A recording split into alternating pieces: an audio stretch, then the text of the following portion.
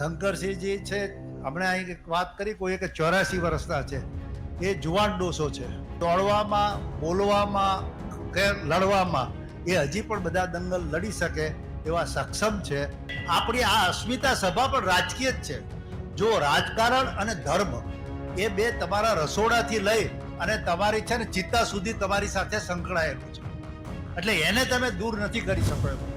સમસ્ત ગુજરાતના ક્ષત્રિયોને એક કરવા માટેનું મંચ એટલે કે ક્ષત્રિય અસ્મિતા શક્તિ મંચ જે છે જેનું આયોજન કરવામાં આવ્યું હતું અને જેમાં સમસ્ત ગુજરાતના રાજવીઓ હોય એ સિવાય ક્ષત્રિય આગેવાનો હોય અને અલગ અલગ ક્ષત્રિય સમાજના વડીલો છે એ પણ હાજર રહ્યા હતા. અને આ કાર્યક્રમમાં નિર્ણય લેવાયો કે ભાવનગરના મહારાજા શ્રી વિજયરાજસિંહજી ગોહિલને પ્રમુખ પદે રાખીને આ જે મંચ છે એને સ્થાપના કરવામાં આવી. લોકોએ પ્રતિજ્ઞા લીધી અને એટલું જ નહીં પણ નેક નામદાર શ્રી કૃષ્ણકુમારસિંહજી મહારાજ છે એમને ભારત રત્ન અપાવવા માટેની પણ લોકોએ માંગ કરી હતી.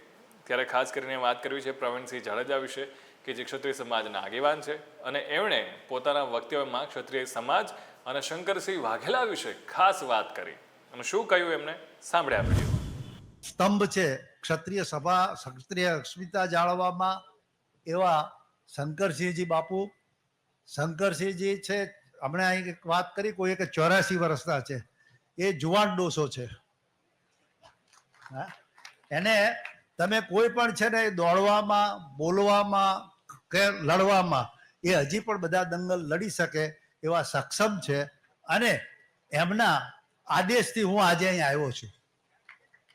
અશ્વિનસિંહભાઈ મારા પરમ નાના ભાઈ જેવા છે. અશ્વિનસિંહભાઈ અનેક વખત એમના દરેક પ્રોગ્રામોમાં મને વિનંતી કરી છે પણ હું નથી આવી શક્યો, પણ બાપુની આ વિનંતીને હું ટાળી નથી શક્યો એ હકીકત છે. એટલા માટે આજે અહીં આપણા બધાના દર્શન થયા એ બદલ હું ખૂબ જ આપ સર્વનો ઋણી છું. અહીંયા એક બાબત એક છે કે પહેલા તો અશ્વિનસિંહભાઈએ ગેગ ઓર્ડર મૂકી દીધો, કંઈ રાજકીય બાબતની વાત નહીં કરવાની. ભાઈ આમાં એવું છે કે અમારું દરેક રક્તકણ જેટલું શરીરમાં વહે છે એ રાજકીય ઓક્સિજનથી જ ચાલે છે. હવે અમે કેવી રીતે રાજકીયથી મુક્ત થઈ શકીએ અહીંયા? અને આપણી આ અસ્મિતા સભા પણ રાજકીય જ છે. જો રાજકારણ અને ધર્મ એ બે તમારા રસોડાથી લઈ અને તમારી છે ને ચિત્તા સુધી તમારી સાથે સંકળાયેલું છે, એટલે એને તમે દૂર નથી કરી શકો એમ. આજે જે કંઈ છે ધર્મ છે એમાં માનો કે સ્વામીજી પોતે ધાર્મિક છે અને પોતે ધર્મને છે, મોક્ષ એમનો થશે હજે પણ આપણો એ મોક્ષ નહીં કરી શકે. પણ રાજકારણ છે તમારા બધાનું ભલું કરી શકે.